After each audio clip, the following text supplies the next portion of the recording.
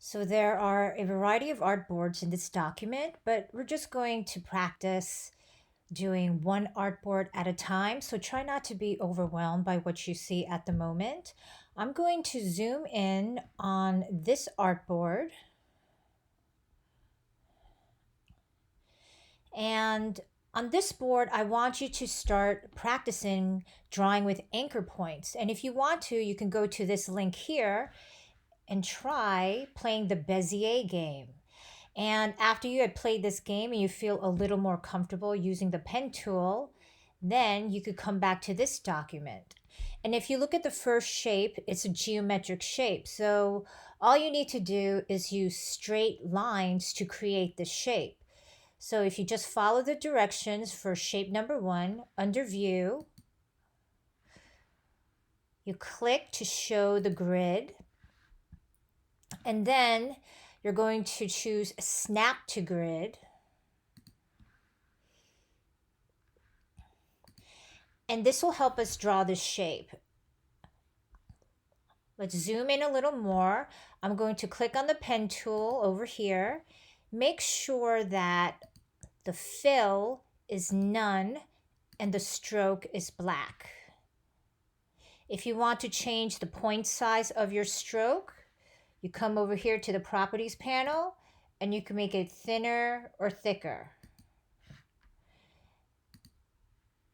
And because it's snapping to the grid, it's very easy to create perfectly straight lines that are perpendicular and parallel.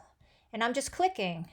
And whenever you click, you're creating a corner point, which represents the beginning of a line and the end of a line, until you completely close from the beginning and you see a little circle by the pen tool. That means you're now creating a shape. And if you want to see the shape in one solid color, let's just flip and switch the two. And there you go.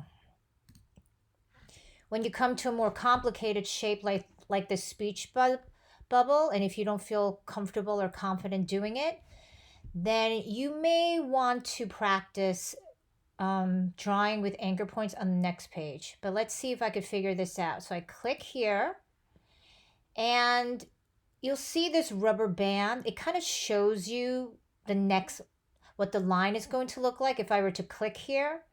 And also notice how it's snapping, and I don't want it to snap. So let me Command Z to get out of this. And I'm going to turn off snap to grid.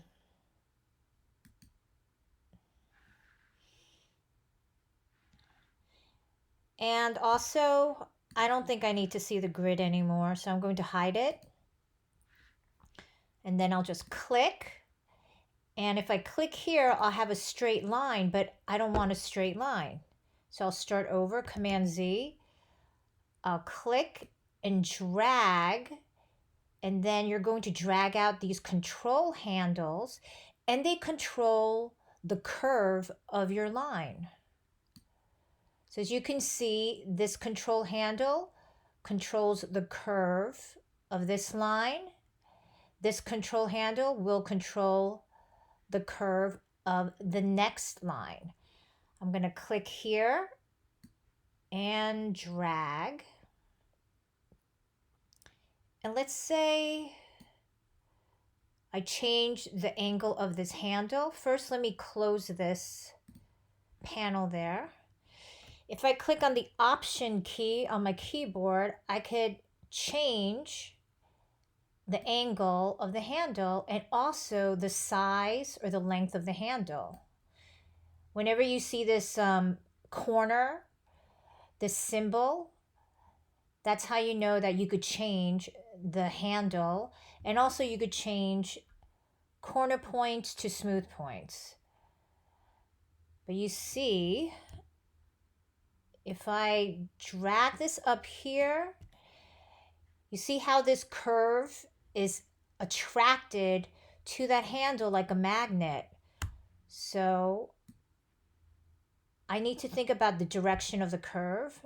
I don't want it to go up. I want it to start going down. And then when I pull down on one handle, the other one moves up. And then the curve is attracted to that handle.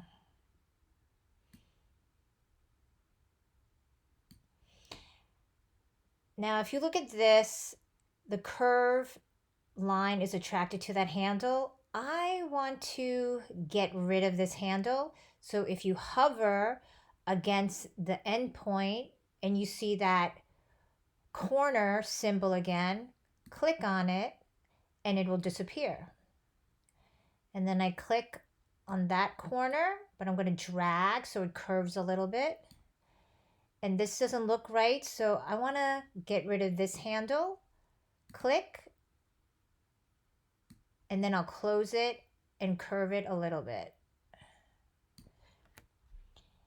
And I press Command on the keyboard, then I get the direct selection symbol, and I click, and there you go. Now, if I click on the direct selection tool, this looks a little funny here. So I could click on it and I could adjust the shape.